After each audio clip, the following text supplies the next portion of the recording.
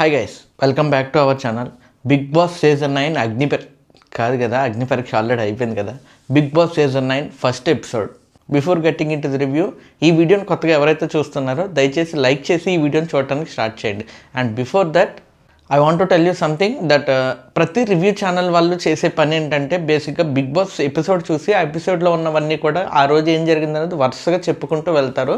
But నేను దానికి కొద్దిగా భిన్నంగా ఉండాలని చెప్పి ట్రై చేస్తున్నాను. ఎందుకంటే చూసిన దాన్ని ఆల్రెడీ రివ్యూ చూడడం అనేది, అక్కడ ఒక గంట ఎపిసోడ్ ఉంటే ఇక్కడ ఒక గంటన్నర రివ్యూ పెట్టడం నాకు అలా అవ్వదు. బేసిక్గా నేను కూడా ఒకప్పుడు అలా చూసి తిట్టుకున్నవాడిని. సో అందువల్లే ఏదేది ఇంపార్టెంటో, ఏవేవి మనల్ని ఎక్కువ ట్రిగ్గర్ చేస్తాయో, ఎందులో అయితే కొద్ది గొప్ప మనం నేర్చుకోవచ్చో, షో ద్వారా నేర్చుకోవడం ఏంటని మీరు అనుకోవచ్చు.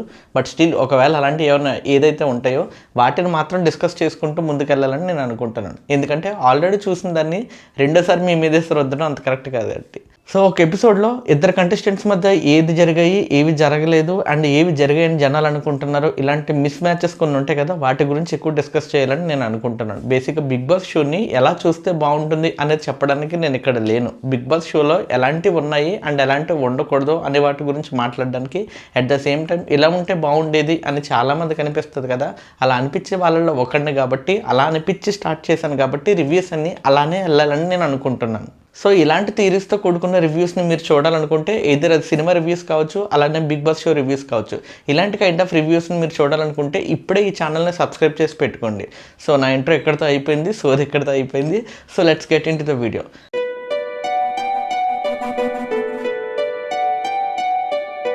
Big boss season 9 episode number 1 మీకు ఎలా అనిపించింది? నాకైతే గ్రాండ్ లాంచ్ అనిపించింది, కానీ ఎప్పుడు ఉండే ప్రాసెస్సే, అందువల్లే నేను దాని గురించి క్రిస్పీగా చెప్పడానికి ట్రై చేస్తాను. ఫస్ట్ నాగార్జున గారు వచ్చారు, యాజ్ వెల్ యాజ్ ఆయన ఎప్పుడు బాగానే ఉంటారు కాబట్టి ఆయన ఇంకా బాగా చూపించారు. రీసెంట్గా సైమన్ క్యారెక్టర్ చేసి ఉన్నారు కదా, అందువల్ల అదే హైలో ఉన్నాం అనమాట చూసినప్పుడు కూడా. సో చూడటానికి చాలా బాగా అనిపించింది. ఆయన రావటంతోనే బిగ్ బాస్ హౌస్లోకి వెళ్ళిపోయారు. బిగ్ బాస్ హౌస్ని చూపించారు. ఈసారి బడ్జెట్ గట్టిగానే పెట్టారండో, ఎంత గట్టిగా పెట్టారంటే వేరే లెవెల్ లగ్జరియస్గా ఉంది. చాలా చాలా చాలా బాగుంది. చూసినప్పుడు ఒక రిచ్ ఫీల్ వచ్చింది అనమాట. ఈసారి గట్టిగా ప్లాన్ చేశారు, చాలా బడ్జెట్ చాలా గట్టిగా పెట్టారు, చాలా క్లాసీగా ఉంది చూడటానికి. సో చాలా బాగుంది. అన్నిటికన్నా నాకు పర్సనల్గా బాగా నచ్చింది ఏంటంటే కిచెన్ భలే లగ్జరియస్గా తయారు చేశారు. బెడ్రూమ్స్ ఎప్పుడు బాగుంటాయి, అన్నీ బాగుంటాయి. ఈ రెండు విషయాలు నన్ను భలే ఎక్సైట్ చేసాయి. One is kitchen and second one is captain కంటూ ఒక రూమ్ ఇచ్చారు. నాకు అది చాలా బాగా నచ్చింది. ఇంతకుముందు క్యాప్టెన్కి ఒక బెడ్ ఇచ్చారు, ఇప్పుడు క్యాప్టెన్ కంటూ ఒక రూమ్ ఇచ్చారు. సో క్యాప్టెన్ని డివైడ్ చేశారు అండ్ కంటెస్టెంట్స్ని డివైడ్ చేశారు, అండ్ కొత్తగా వచ్చే కంటెస్టెంట్స్ కామనర్స్ ఎవరైతే ఉన్నారో వాళ్ళని కూడా డివైడ్ చేశారు. ఒకటేమో బిగ్ బాస్ హౌస్, అందులో హౌస్ ఓనర్స్ ఉండొచ్చు అంట. ఆ హౌస్ ఓనర్స్ అంటే కంటెస్టెంట్స్ ఎవరైతే ఉన్నారో సెలబ్రిటీస్ వాళ్ళు. రెండోది అవుట్ హౌస్ అంటే పక్కన ఉండే టెనెంట్స్ హౌస్, అందులో అగ్ని పరీక్ష వాళ్ళు ఉండొచ్చు. ఇది నేను అనుకుంటాను, కానీ బిగ్ బాస్ వాళ్ళు రివర్స్ చేశారు. ఎవరైతే సెలబ్రిటీస్ ఉన్నారో, అన్ని బాగా అలవాటు అయి ఉన్నారో వాళ్ళని అవుట్ హౌస్లో పెట్టి, ఎవరికైతే అసలు ఏమాత్రం సంబంధం లేదో, బిగ్ బాస్ హౌస్కి ఏమాత్రం పరిచయం లేదో వాళ్ళని సెలబ్రిటీస్ ఉండే రూమ్స్లో ఉంచారు, అంటే ఓనర్స్ ఉండే రూమ్స్లో ఉంచారు.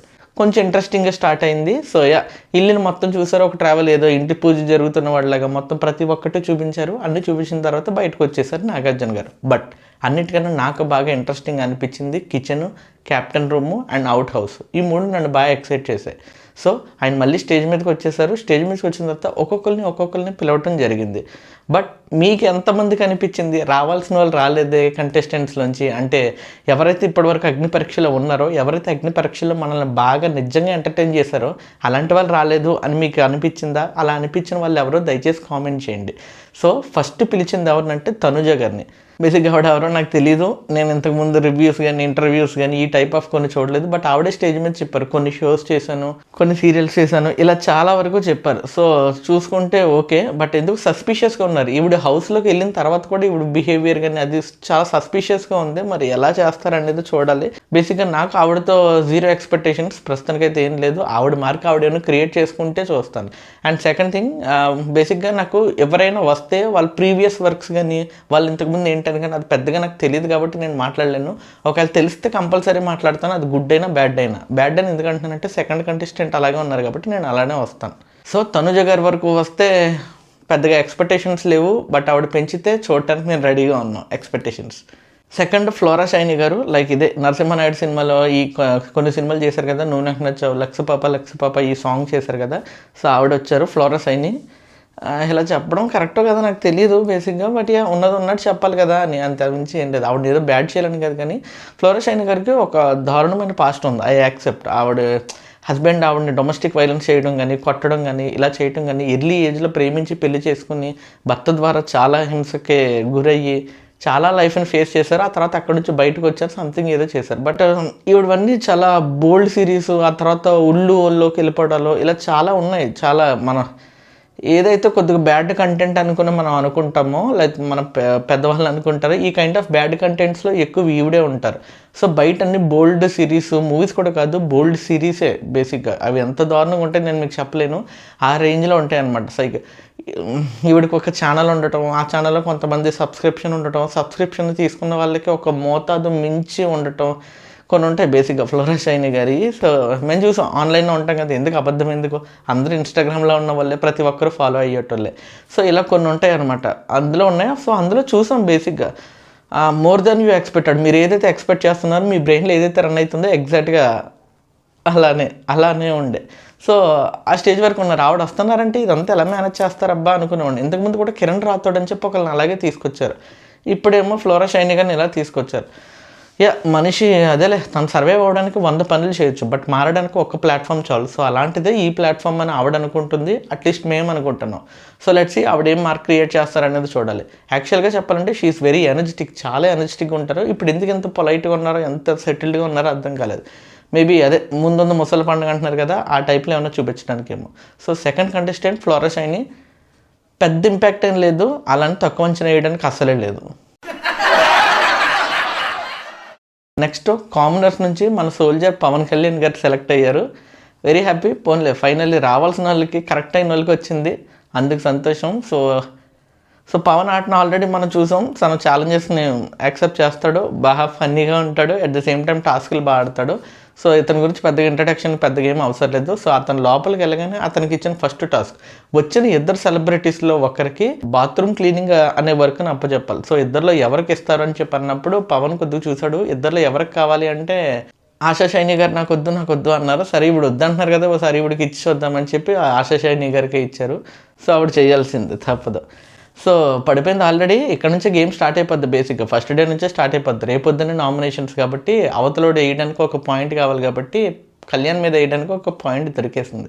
నెక్స్ట్ కొరియోగ్రాఫర్ సృష్టి గారి గురించి మీకు ఆల్రెడీ తెలుసు, కాంట్రవర్సీ, జానీ మాస్టర్ గారు కేసు ఇలా చాలా ఉన్నాయి. సో అందులో ఏది అంతలా ప్రూవ్ అవ్వలేదు కాబట్టి ఎవరేం చేయలేని పరిస్థితి. సో ఆవిడ బయటకు వచ్చారు, చెప్పారు, దానివల్ల ఆవిడకి ఎంత అయితే మైనస్ జరిగిందో అంతే ప్లస్ కూడా జరిగింది. బేసిక్గా కేసు ఇది వగేరా ఇవన్నీ పక్కన పెడితే అన్నిటికన్నా డేరింగ్ ఆవిడ. ఆ వయసులో ఏ అమ్మాయి తీసుకున్న స్టెప్ ఇవిడ తీసుకుంది. మీడియా ముందుకు రావడం, కేసు ఫైల్ చేయటం, బయట వెళ్ళడం, ఇంటర్వ్యూలు ఇవ్వటం, నెగిటివిటీని అంతటినీ ఎదుర్కోవడం, ట్రోల్స్ని ఎదుర్కోవడం, ప్రతిదీ చేశారు. బట్ స్టిల్ ఆవిడ అలాగే నిలబడ్డారు, ఒకే మాట మీద నిలబడ్డారు, ఒకే స్టాండ్ తీసుకున్నారు, అండ్ ఒక్కలాగే ఫైట్ చేశారు. So very very very very strong contestant. నాకు తెలిసి ఇలా ఉంటే బెటరే, యాక్చువల్లీ ఇలానే ఉంటే బెటర్. స్ట్రైట్ ఫార్వర్డ్గా ఉండి ఏదంటే అది ఇచ్చి పడేసేటట్టు ఉంటే బెటరే. ఎందుకంటే సృష్టి గారి మీద ఆల్రెడీ కొద్ది గొప్ప ఎక్స్పెక్టేషన్స్ ఉన్నాయి, అండ్ కాంట్రవర్సీస్ ఉన్నాయి, నెగిటివిటీ కూడా ఉంది. సో వాటన్నిటిని బ్యాలెన్స్ చేసుకుంటూ ఇవిడి ఇలాగే బుక్ సూట్గా ఆడితే ఎక్కడికో వెళ్ళిపోవచ్చు, టాప్ 5లో కూడా చూడొచ్చు. బట్ ఎక్కడైనా తేడా కొట్టి ప్రతి చిన్న దాంట్లో మార్క వెతికి ప్రతి మగోడు ఇంతే, వెళ్ళిలా ఇంతే, అలా ఇంతే క్యారెక్టర్ అసాసినేషన్ చేస్తాను అంటే అవదు బేసిక్గా. సో చూడాల్సిందే, మరి అటు ఇటుగానే ఉంటుంది నాకు తెలిసి ఇప్పుడు జర్నీ బిగ్ బాస్ హౌస్లో. So let's wait and see ఆవిడ గేమ్ ఎలా ఉంటుంది అనేది వెయిట్ చేసి చూడాల్సిందే. నెక్స్ట్ కామనర్స్ నుంచి ఒకళ్ళని సెలెక్ట్ చేయడానికి బిందు మాధవ్ గారు వచ్చారు. సో బిందు మాధవ్ గారు వచ్చి బాగుంది, యాక్చువల్లీ వచ్చారు, జ్యూరీ మెంబర్స్ వచ్చారు, కానీ నాకు ఎందుకు బిందు మాధవ్ గారి మార్క్ నాకు బాగా అనిపించింది. ఆవిడ వచ్చారు, అలానే హంబుల్గా మాట్లాడారు. ఒకప్పుడు కంటెస్టెంట్గా ఉన్నప్పుడు ఎంత హంబుల్గా మాట్లాడారో ఇప్పుడు కూడా అలానే హంబుల్గా మాట్లాడారు. అండ్ మాట్లాడుతూ కూడా బిగ్ బాస్ అగ్ని పరీక్ష కంటెస్టెంట్స్కి ఏదైనా చెప్పాలి అంటే ఆవిడ చెప్పారు ఒక మాట నాకు బాగా అనిపించింది. జడ్జెస్ సీట్లో కూర్చొని నేను వాళ్ళంతా జడ్జి చేశానో నాకు తెలియదు, కానీ నేను వాళ్ళ నుంచి నేర్చుకున్నాను అని చెప్పానన్నారు. చాలా పెద్ద మాట, ఎవ్వరు మాట్లాడరు నాకు తెలిసి. ఒక కంటెస్టెంట్గా వచ్చి ఒక విన్నర్గా అయ్యి వీళ్ళందరినీ జడ్జ్ చేసే పొజిషన్లో ఉంటూ కూడా స్టిల్ ఇంకా నేను వాళ్ళ దగ్గర నుంచి, కామనర్స్ దగ్గర నుంచి, ఒక మామూలు వ్యక్తుల దగ్గర నుంచి నేను నేర్చుకున్నాను అని చెప్పానన్నారు. Which is a very great thing. అంతే అంటారు, మనిషి ఒదిగి ఉన్నప్పుడే వాడు ఎదుగుదల పెరుగుతుంది అంటారు కదా. సో అలా అనమాట. సో ప్రతి నేను పెద్ద చిన్న తేడా లేకుండా ఆవిడ చెప్పిన మాట నాకు బాగా నచ్చింది. సో ఆవిడ ఆవిడ వచ్చారు. కామనర్స్లో ఒకరిని సెలెక్ట్ చేయమంటే మన హరీష్ గారిని సెలెక్ట్ చేశారు. వేరే లెవెల్ హై ఇచ్చింది నాకు. అమ్మయ్య పోన్లేరు బాబు, మొత్తానికి లేడీస్ వచ్చి లేడీస్ని సెలెక్ట్ చేస్తారేమో అనుకున్నాను నేను. బట్ స్టిల్ నాకు ఆయన సెలెక్ట్ చేయడం నాకు బాగా అనిపించింది, డిఫరెంట్. ఏ వ్యక్తితో అయితే నువ్వు అసలు డాష్ గాడి అన్నట్టు వేరే రేంజ్లో ఆవిడ తిట్టింది అగ్ని పరీక్షలు ఆయన్ని, మరీ పర్సనల్లోకి వెళ్ళి తీసి పడేస్తుంది ఆయన్ని. బట్ స్టిల్ ఆవిడ చేత ఆయన్ని సెలెక్ట్ చేయించడం అనేది బిగ్ బాస్ టీం మంచి థీరీ, యాక్చువల్లీ బాగుంది. ఈ స్ట్రాటజీ బాగా వర్కౌట్ అయింది. సో అతను వచ్చారు, హౌస్లోకి వెళ్ళారు. బేసిక్గా బాగుంది, అంతా బాగుంది. కాకపోతే గేమ్ ఇక్కడతో అప్పుడే స్టార్ట్ చేయకుండా ఉంటే బెటర్ హరీష్ గారు, ఎందుకంటే ఆయన మీద కొద్ది గొప్ప ఎక్స్పెక్టేషన్స్ ఉన్నాయి. లోపలికి వెళ్ళిన ప్రతి ఒక్కరికి నా పేరు హరీష్, హృదయ మానవ్, మాస్క్ మ్యాన్, ఈ మూడిట్లో ఏదో ఒకటి పిలవండి. ఒకరికి చెప్తారు, ఇద్దరికి చెప్తారు. అదే సినిమాలో ఏంటది ఆయన ఉంటారు కదా, కోటా శ్రీనివాసరావు గారు చెప్తారు, he is very strong men and అని చెప్పి బ్రహ్మానందం గారు చెప్తారు. అలా 1కి 10 సార్లు ఏ కంటెస్టెంట్ వస్తే ఆ కంటెస్టెంట్కి 3 పేర్లు చెప్పడం, వాళ్ళని కన్ఫ్యూజ్ చేయడం, ఏదో ఒక మార్క్ వేసుకుంటున్నారు ఆయన, ఏదో ఒక గేమ్ ప్లే స్టార్ట్ చేస్తారు. బట్ స్టిల్ ఇరిటేటింగ్గా అనిపించింది, అంతమందికి ఎందుకురా బాబు అని చెప్పి. జనాలకైనా ఉంటుంది కదా, అన్నిసార్లు చూడాలంటే చాలా చిరాకు అవుతుంది. ఎడిటర్ అయినా తీసేయాల్సింది, అయినా ఏం తిస్తారులే, వచ్చిన ప్రతి ఒక్కరు అదే స్టార్టింగ్ కదా. సో అలా కొద్దిగా ఇరిటేషన్ అనిపించింది. బట్ స్టిల్ హరీష్ గారు మనకి ఎప్పుడెప్పుడు మెరుస్తారు అంటే కాంట్రవర్షియల్ మూమెంట్స్ జరిగినప్పుడు, గొడవలు జరిగినప్పుడు, ముఖ్యంగా నామినేషన్స్ జరిగినప్పుడు డిఫెండింగ్ స్కిల్స్ ఆయన గట్టిగా ఉంటాయి కాబట్టి ఆ టైంలో ఆయన ఇంట్రెస్టింగ్గా అనిపిస్తారు.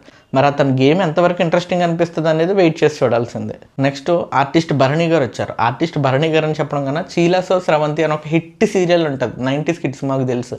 సో చీలాసో స్రవంతి అని ఒక సీరియల్ ఉంటుంది, అందులో ఆయన విపరీతం మంచి విలన్ అనమాట, ఒక సేడిస్ట్ భర్త. సో అలా ఉండేవారు అన్నమాట. మా ఇంట్లో మా అమ్మమ్మ వాళ్ళు కూడా తిట్టుకునేవారు, వీడు ఏంటి ఎంత భయంకరమైన వాడు అని చెప్పని. సో మాకు ఆ మూమెంట్స్ బాగా గుర్తున్నాయి. సో అతను అనమాట చాలా సినిమాల్లో ఇలానే నెగిటివ్ షేడ్స్ రోల్స్ ఉన్న వాటిలోనే చేశారు ఆయన. సో ఆయన వచ్చారు, ఆయన వస్తూ ఒక బాక్స్ పట్టుకుని వచ్చారు, అందులో ఒక లాకెట్ ఉంటుందంట. ఒక కైండ్ ఆఫ్ డ్రామాని ట్రై చేశారు, చూసే జనాలకు కూడా తెలుసు బొంగు అది లేకుండా లోపలికి ఆయన వెళ్ళలో. ఒకవేళ అలో చేసినా కానీ ఆయన పక్కనే పెట్టుకుంటాడు. ఏదో ఈ సోదంతా ఆల్రెడీ జనాలకు తెలుసు. కాసేపు డ్రామా ట్రై చేశారు, పని అవ్వలేదు, అతను పంపించారు. తర్వాత మళ్ళీ పిలిచేశారు. ఏముంది అందులో అంటే అందులో $1 ఒక లాకెట్ ఉంది. మేబీ ఆ లాకెట్ అలా ఏదో మొత్తానికి దాని వెనకాల ఏదో బ్యాక్ స్టోరీ ఉంది, దాని ద్వారా ఆయన ఏదో వాడదామని ట్రై చేశాడు. సో ఉంది. కానీ ఇతను హౌస్లోకి వెళ్ళిన తర్వాత వెళ్ళిన మొదటి నిమిషం నుంచే ఒక బాసీ కైండ్ ఆఫ్ ఫీలింగ్ తీసుకొచ్చారు ప్రతి ఒక్కరికి కూడా. ప్రతి ఒక్కరిని వెల్కమ్ చేసే విధానం కానీ, బేస్ వాయిస్తో మాట్లాడడం కానీ, అతనికి ఉన్నదే బేస్ వాయిస్, బట్ స్టిల్ బాసీగా ఫీల్ చేశారనమాట. అందరిలో కల్లా నేనే పెద్ద, అందరికల్లా నేనే ముందు అనేటట్టు ఏదో ట్రై చేశారు. అండ్ అది వర్కౌట్ అవుతుంది కూడా. బేసిక్గా చాలామంది అలానే రియాక్ట్ అవుతున్నారు వెళ్ళిన కంటెస్టెంట్స్ అందరూ కూడా. కంటెస్టెంట్ అన్న ఫీల్తో పాటు ఆ బాసీ మూమెంట్ ఉందనమాట. దేనికైనా ఫస్ట్ నేనే లీడ్ తీసుకుంటా అనేటట్టు ఉంది. లేదా అవతల కంటెస్టెంట్స్ ఇతనే ముందు, ఇతనే పెద్ద కాబట్టి ఇతనికే కొన్ని డెసిషన్స్ వదిలిపెడదాం అనే స్టేజ్కి వచ్చారనమాట. నాకు అది అనిపిస్తుంది, మీకు అనిపిస్తుందో లేదో కామెంట్ చేయండి. అండ్ ఆల్సో ఇతను స్టేజ్ మీద పుషప్స్ చేశారు, ఒక 60 పుషప్స్ చేశారు మన డీమోన్ పవన్తో. సో చూడడానికి భలే అనిపించింది, ఫిట్గా కూడా ఉన్నారు. సో గట్టి గేమే ఉంటుంది నాకు తెలిసి ఇతని దగ్గర నుంచి. నెక్స్ట్ రీతు చౌదరి గారు వచ్చారు.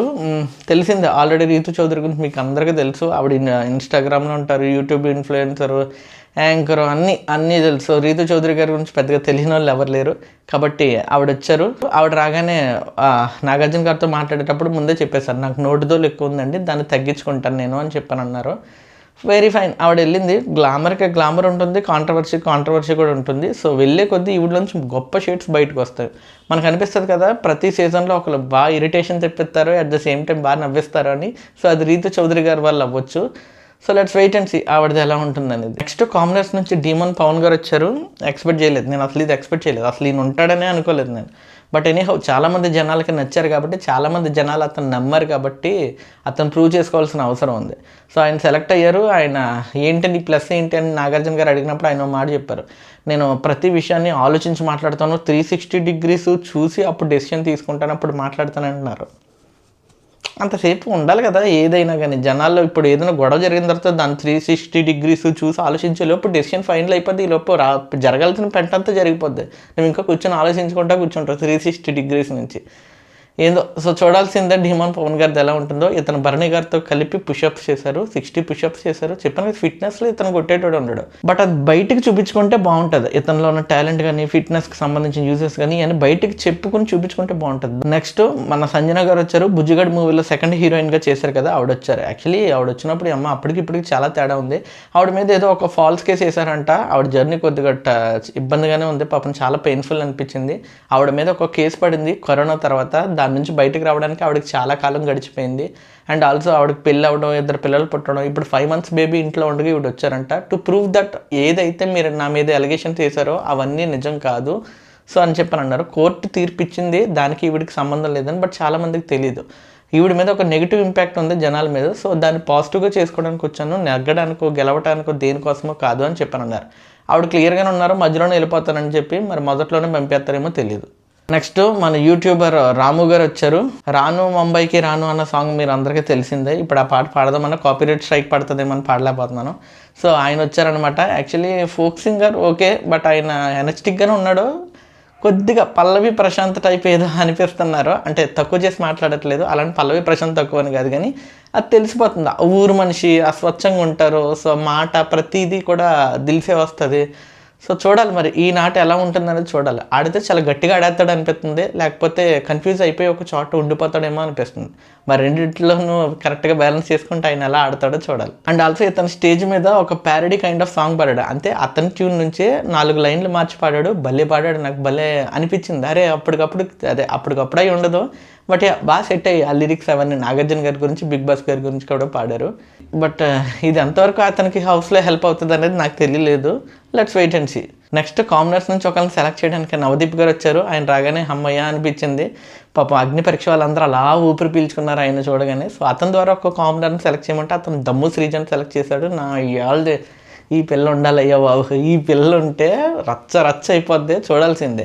అండ్ తినేమో అన్వర్తి క్యాండిడేట్ కాదు, most most most worth candidate. అసలు చాలా కష్టపడింది. Day 1 నుంచి Day 14 వరకు కూడా పెద్ద పీక్స్లో ఆడింది ఈ పిల్ల, మామూలుగా కాదు అసలు. ఈ అమ్మాయి మీద జనాలందరికీ ఒక కైండ్ ఆఫ్ ఉంది, ఎక్స్పెక్టేషన్ ఉంది. ఎలా ఆడుతుందో ఏంటో చూడాలి. బట్ ఫైనల్లీ చాలాసేపు వెయిటింగ్ తర్వాత నవదీప్ గారు ఆవిడని సెలెక్ట్ చేయడం జరిగింది. సో తను ఎక్కువ మాట్లాడుతుంది, ఇలాగ తనకు ఛాన్స్ ఎలా ఇచ్చారు ప్రతిదీ చూసారు. అండ్ దమ్ము శ్రీజ గారు కూడా 1 నిమిషం టైం ఇచ్చి మాట్లాడమంటే టక్ మనం మాట్లాడుకుంటూ వచ్చేసింది. అండ్ లోపలికి వెళ్ళే ముందు నవదీప్ గారు కాళ్ళు పట్టుకోవడానికి ట్రై చేసింది, పట్టుకుంది కూడా. యాక్చువల్లీ నవదీప్ కూడా వద్దమ్మా బాబు నువ్వు బాగా చాలా అంది. కానీ నాకు బాగా నచ్చింది యాక్చువల్లీ, ఎందుకంటే ఉంటుంది కదా ఆయనే అందరూ రెడ్ ఇస్తే ఆయన ఒక్కడే గ్రీన్ ఇచ్చాడు. సో అదంతా పార్ట్ ఆఫ్ స్క్రిప్ట్ అనుకోండి. బట్ స్టిల్ ఆ దమ్ము శ్రీజకి అది ఉండిపోద్ది కదా, అరే పలానా వ్యక్తి వల్లే కదా మనం వచ్చింది, అప్పుడు ఛాన్స్ ఆయనే ఇచ్చాడు, ఇప్పుడు లోపలికి వెళ్ళడానికి ఛాన్స్ ఈయనే ఇస్తున్నాడు, మనం దీన్ని నిలబెట్టుకోవాలి అని చెప్పి ఆ కృతజ్ఞతను చూపించిన విధానం నాకు బాగా నచ్చింది. సో దమ్ము శ్రీజ గారు అగ్ని పరీక్షలో ఒక రేంజ్ మార్క్ సెట్ చేశారు. బిగ్ బాస్ హౌస్ మెయిన్ దాంట్లో కూడా అలా మార్క్ సెట్ చేస్తుంది అని కోరుకుందాం. నెక్స్ట్ సుమన్ శెట్టి గారు వచ్చారు. ఇతను కమెడియన్, మీకు ఆల్రెడీ తెలుసు. 7 బజ్జీ బృందావన్ కాలనీలో హీరో పక్కన ఉంటారు, లక్ష్మి అన్న క్యారెక్టర్ చేశారు, అందరికీ గుర్తుంది మనకి. ఇతనికి ఫ్యామిలీ పెళ్ళి అయిపోయింది, 2 పిల్లలు కూడా. యాక్చువల్లీ అంత ఆయన యాక్టివ్ కాదు పాపం, ఏందో ఎందుకు తీసుకొచ్చారో తెలీదు. భగవంతుడి దయ వల్ల బాగా ఆడి మంచి పేరు వచ్చి అదే మంచి పేరుతో మధ్యలో వెళ్ళిపోయినా పర్వాలేదు, కానీ ట్రోల్ అయితే మాత్రం చాలా కష్టం. యాక్చువల్లీ ఉన్న కొద్దిపాటి మంచి పేరు కూడా పోతుందేమో అని భయం వేస్తుంది నాకు ఫస్ట్ చూసినప్పుడు. అంటే అవసరం లేదేమో అనిపించింది, ఎందుకు పెద్దగా కష్టాలు లేవు, ఏదీ లేదు. బట్ ప్రతి ఒక్కరికి ఒక ఛాన్స్ ఉంటుంది కదా. సో ఆయన అలా వచ్చాడు, అంత పెద్ద ఇంపాక్ట్ ఏం లేదు, అట్ ద సేమ్ టైం అంత పెద్ద ఎక్స్పెక్టేషన్స్ ఏం లేవు. కాకపోతే పెద్దవారు మంచివారు అన్న ఫీలింగ్ అయితే ఉంటుంది హౌస్లో. మరి అది ఎంతవరకు అతను సేవ్ చేస్తుంది అనేది తెలీదు. సో చూడాల్సిందే, ఏమో చెప్పలేం కదా. బిగ్ బాస్ హౌస్లో ఇలాంటి వ్యక్తులు కూడా అవసరమే. మేబీ ఇతను ఆలోచించే ఒక్క ఆలోచన వల్ల పెద్ద చేంజే రావచ్చు. ఫైనల్లీ లాస్ట్గా కామనర్స్ నుంచి ప్రియా గారు వచ్చారు. ప్రియా గారు సెలెక్ట్ అయ్యారు, వెరీ హ్యాపీ. ప్రియా గారు కూడా ఇప్పుడు అదే చెప్పారు, నేను నేర్చుకుంటాను, నా ఓటమి నుంచి కూడా నేను నేర్చుకుంటాను, నా ఓటమిని కూడా నేను యాక్సెప్ట్ చేసి నేను ఆడతాను అని చెప్పని అన్నారు. వెరీ గుడ్, ఆవిడ అలానే చేస్తారు కాబట్టి ప్రాబ్లం లేదు. అండ్ వచ్చిన కామనర్స్లో పోల్చుకుంటే ఈవిడ కూడా చాలా డిజర్వింగ్ క్యాండిడేట్. సో ఈవిడ లోపలికి పంపించారు. యాక్చువల్లీ స్టేజ్ మీద మిగిలిన చూసినప్పుడు నాకు చాలా బాధేసింది. అబ్బా, నాకు పర్సనల్లీ అగ్ని పరీక్షలో నాకు బాగా ఫేవరెట్ అయింది దివ్య నిఖిత గారు అండ్ నాగా. వీళ్ళిద్దరు లేకపోవడం నాకు అసలు షూజులు కొట్టేసినాయి. ఎనీహౌ, సో ప్రియా గారు వెళ్ళిపోయారు. సో ప్రియా గారు వెళ్ళిపోవడం వల్ల వెరీ హ్యాపీ. ఇక్కడతో కామనర్స్ అందరూ అయిపోయారు. సో ఇక్కడతో షో అయిపోతుంది అనే టైంకి శ్రీముఖి గారు ఎంట్రీ ఇచ్చారు. ఇది కూడా స్క్రిప్టెడే తెలిసిందే. సో శ్రీముఖి గారు వచ్చి, సార్ నాకు ఒక ఫేవర్ కావాలి, నేను ఇంకొక కామనర్ని పంపించాలనుకుంటున్నాను అన్నారు. అమ్మయ్య పోండారా బాబు, మరీ అందరిని అలా వదిలేకుండా అట్లీస్ట్ ఇవ్వాల్సిన వాళ్ళలో, నిజంగా రావాల్సిన వాళ్ళలో చాలామంది ఉన్నారు. అందులో మొట్టమొదటి వ్యక్తి నాగా గారు డిజర్వ్స్ ఏ ఛాన్స్. అంటే అంత కరెక్ట్గా ఉన్నారు కదా బిగ్ బాస్ హౌస్ మొత్తం అందరూ. అగ్ని పరీక్ష షోలో ఉన్న ప్రతి ఒక్కరు కూడా నాగా గారు కంపల్సరీ ఉంటారు అనుకున్నారు.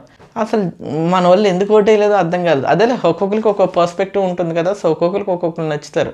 దానికి మనం ఏం చేయలేం. కానీ majority of the people Naga గారికే నచ్చాలి. ఎందుకంటే నాగా గారే చేశారు బేసిక్గా, నాగా గారే విన్ అయ్యారు, నాగా గారే చాలా వాళ్ళతో ఫైట్ చేశారు. ఓహో ఓకే ఓకే, ప్రతి ఒక్కరికి ఒక్కొక్క ఫ్యాన్స్ ఉంటారు కదా. సో ప్రతి ఒక్కరి ఫ్యాన్తోనూ నాగా గారికి ఫేస్ ఆఫ్ పడింది కదా. సో మేబీ అక్కడ తేడా కొట్టుంటుంది.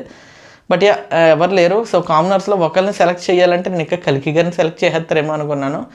బట్ ఫైనల్లీ మర్యాద మనీష్ని సెలెక్ట్ చేశారు. అతని స్ట్రాటజీ అంటే అభిజిత్ ద్వారా వచ్చారు కదా, ఐ మీన్ ద్వారా వచ్చారంటే మరి ఆయన ఏదో చేశాడని కాదు, ఆయన రావడంతో ఇతను ఇంటెలిజెంట్ అని చెప్పని అన్నారు కదా, ఆ ట్యాగ్ ఏమన్నా వర్కౌట్ అయినట్టుంది. అట్ ద సేమ్ టైం జనాలకు కూడా అది నచ్చినట్టుంది. ఎందుకంటే ఇతను క్లాస్గా ఉంటారు, కరెక్ట్గా మాట్లాడతారు, కొద్దిగా జెన్యున్గా మెచ్యూర్డ్గా బిహేవ్ చేస్తారు. మేబీ ఆ బిహేవియర్ నచ్చినట్టుంది. సో మనీష్ గారిని తీసుకున్నారు.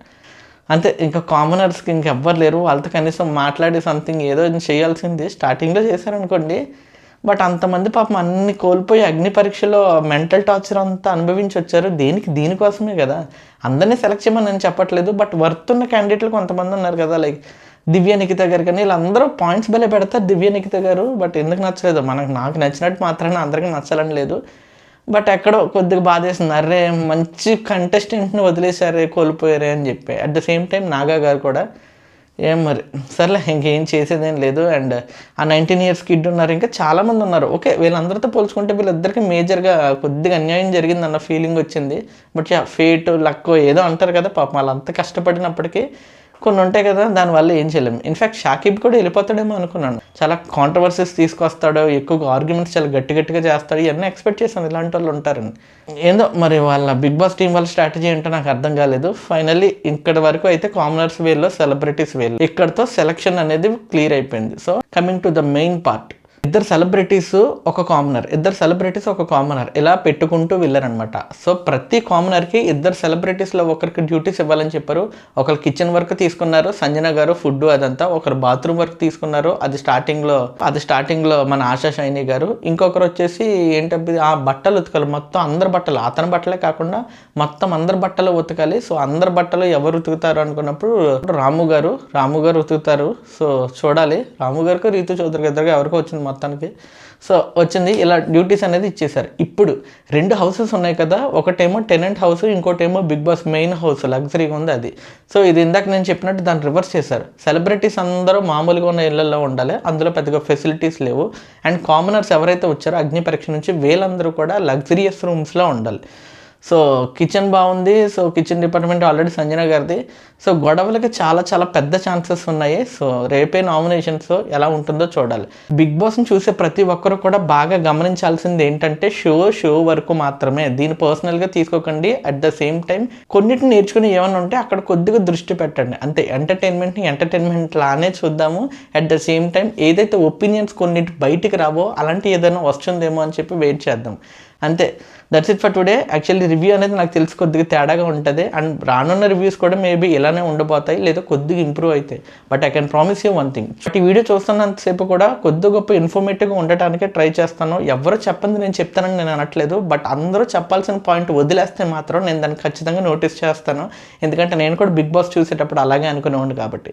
That's it for today. ఎక్కువ విసిగించను. సో ఇలాంటి రివ్యూస్ అన్ని ఎప్పుడు డైలీ మీకు రావాలనుకుంటే కనుక ఇప్పుడే సబ్స్క్రైబ్ చేసుకుని నోటిఫికేషన్ ఆన్లో పెట్టుకోండి అంతే, అంతకుమించి ఏం లేదు. సో రివ్యూ చెప్పేటప్పుడు ఇంకా నేను ఏదైనా ఇంప్రూవ్ చేసుకోవాలనేది కూడా కామెంట్స్లో మెన్షన్ చేయండి. అండ్ కామనర్స్ ఎవరైతే వెళ్ళిపోయారో, ఎవరైతే సెలెక్ట్ అవ్వలేదో వాళ్ళలో ఎవరు సెలెక్ట్ అయ్యి ఉంటే బాగుండు, వీళ్ళకి అన్యాయం జరిగింది అని మీకు అనిపిస్తే వాళ్ళ పేరును కామెంట్ చేయండి. బట్ ఎందుకో కూడా రీజన్ చెప్పండి, అట్లీస్ట్ మిగిలిన జనాలకన్నా తెలియాలి కదా. సో అందువల్ల అనమాట. సో వీడియో నచ్చితే లైక్ చేయండి, మీ ఫ్రెండ్స్ అండ్ ఫ్యామిలీకి షేర్ చేయండి, మీకు ఏదన్నా అనిపిస్తే కామెంట్ చేయండి, ఛానల్ని సబ్స్క్రైబ్ చేసుకోండి. This is J signing off from now to talks. Thank you.